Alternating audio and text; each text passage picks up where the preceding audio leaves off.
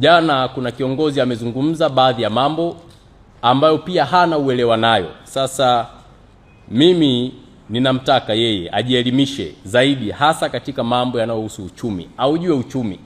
Usiongee kitu kama ukifahamu. Kama hujui jambo, tafuta muda, soma, jifunze. Ukishapata uelewa sasa, toka kwenye umma, nenda ukaelezee nini serikali inapaswa kufanya. Lakini jambo la pili ninalotaka kulizungumza, Watanzania wanatambua kuwa dunia nzima mafuta yamepanda. Sasa changamoto inapotokea, tunaungana kuangalia namna bora ya kuweza kukabiliana na changamoto hiyo, na changamoto hiyo itatatuliwa na serikali yenyewe, kama ambavyo ilitatua changamoto za awali katika kipindi cha COVID. Wakati wa vita ya Urusi na Ukraine, ruzuku ilitolewa, na wakati huu tunaamini serikali itakwenda kuchukua hatua madhubuti za kuweza kusaidia. Baadhi wanasema tozo zipunguzwe, tozo zifutwe, zisiwepo. Nchi yoyote duniani inaendeshwa kwa kodi. Hakuna namna utaendesha taifa bila kukusanya kodi. Kodi hizo ndo zinasaidia barabara ziwepo, hospitali ziwepo, miundombinu ya reli iwepo. Kwa hiyo sisi tunachoshauri kama serikali ni kuangalia katika kipindi kifupi ni baadhi ya kodi zipi labda inaweza ikazipunguza, lakini wakati huo kutafuta solution ya kudumu kuweza kutatua changamoto hizi. Lakini huwezi ukasema unafuta ushuru kabisa.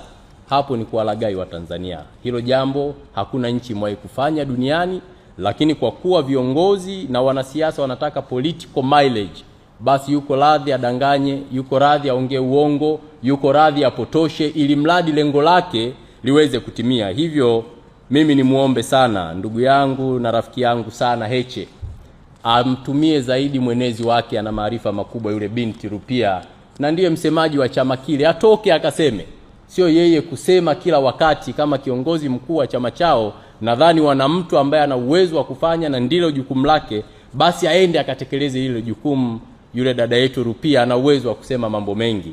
Labda kama hawamuamini katika usemaji pengine inawezekana, lakini nadhani yeye ni kiongozi mkubwa. Huwezi kumuona mzee Wasira kila saa anaongea na vyombo vya habari, kwa sababu mifumo ya vyama lazima iheshimiwe. Kwa hiyo ndugu yangu Heche ajielimishe, ajue mambo ya uchumi, mambo ya dunia, asiwe anaongea bila kuwa na takwimu, bila kuwa na data, na asiongee kwa upotoshaji. Taifa kwa kipindi hiki linahitaji umoja, linahitaji mshikamano, linahitaji upendo, linahitaji kutafuta namna bora ya kutatua changamoto tulizo nazo. Lakini nampongeza pia ndugu Heche kwa kutambua kwamba kuna serikali, na ameomba serikali ichukue hatua, na serikali sikivu ya CCM itachukua hatua hizo bila kusita. Tutakumbuka katibu mkuu wa Wizara ya Nishati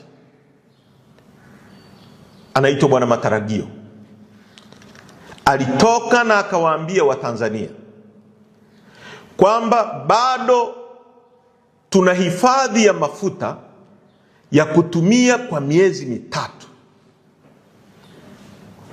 Na kama mnavyokumbuka, tangu baada ya vita ya Uganda na Tanzania miaka ya 79, Mwalimu Nyerere alijenga matenki ya kuhifadhia mafuta ya Tipa, baada ya kujifunza kwamba kunaweza kutokea dharura na nchi ikaingia kwenye crisis, kwenye matatizo.